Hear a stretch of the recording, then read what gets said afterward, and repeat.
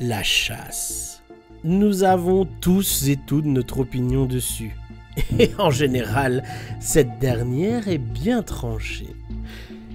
C'est pourquoi sur le réseau social Facebook, nous avons lancé un sondage rapide au sein de la communauté francophone de Belgique, de son Brabant wallon, pour être plus précis, afin de savoir si les gens étaient plutôt pour, contre ou tout simplement indifférents à cette pratique. Nous avons pris le soin pour ce faire de mettre en place ce sondage au bon endroit.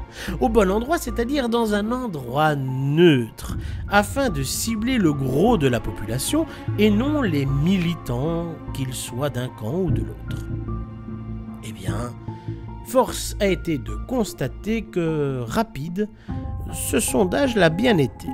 Effectivement, en moins de 24 heures, sur un échantillonnage de 1195 personnes, 1105 étaient radicalement contre, 80 étaient pour et 10 ne se prononçaient pas.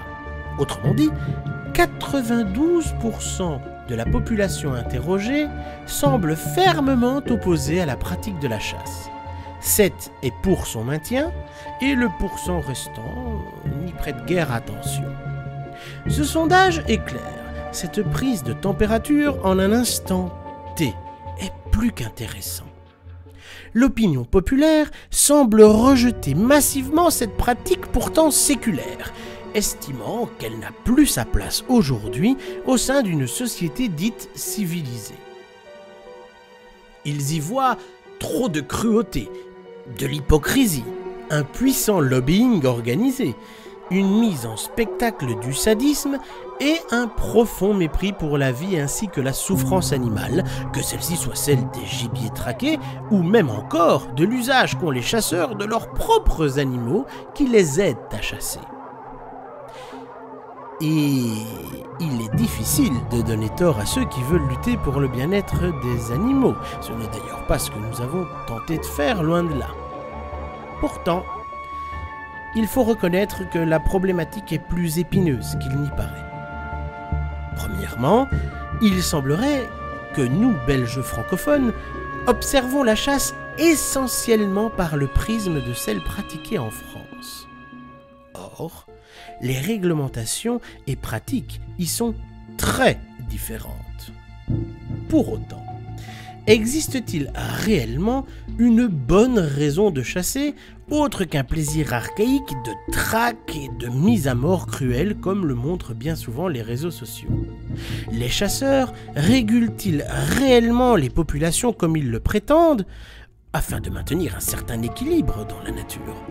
Ou est-ce là un simple prétexte pour tenter de justifier leur pratique?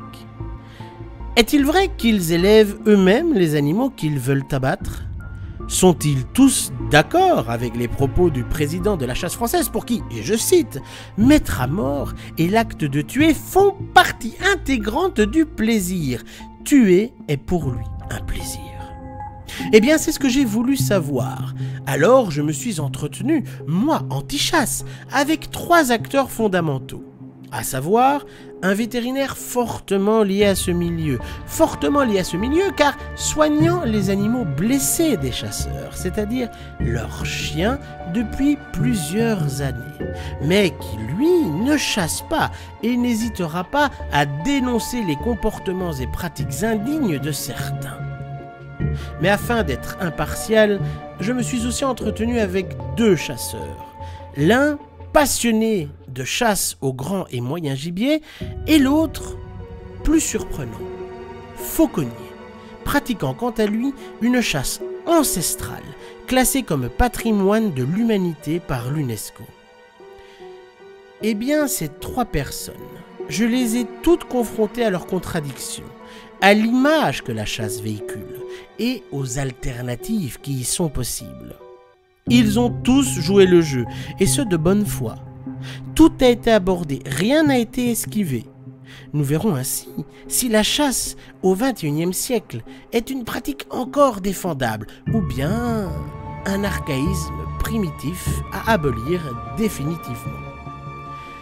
Pour des raisons sanitaires, Covid oblige, ces entretiens furent téléphoniques. Mais étant donné l'agressivité et les tensions présentes dans les deux camps, les noms, villes et voix des intervenants seront modifiés afin de préserver leur anonymat et sécurité. Surtout que, vous le verrez, au cœur de ces entretiens, beaucoup de pratiques illégales seront dénoncées. Peu importe quelles en furent mes conclusions, je ne suis pas là pour guider les consciences. Mais je vais vous laisser écouter ces 3 entretiens, un à un. Car le but, c'est que cela vous permette d'en tirer vos propres conclusions, loin du tintamarre et des confrontations extrémistes de toutes parts, afin que vous les confrontiez à vos propres certitudes. Il y aura donc 3 vidéos à regarder et surtout à écouter. Elles seront longues, mais enrichissantes, je l'espère. Et si le sujet vous intéresse vraiment, prenez courage, car l'écoute de ces dernières jusqu'au bout en vaut vraiment la peine.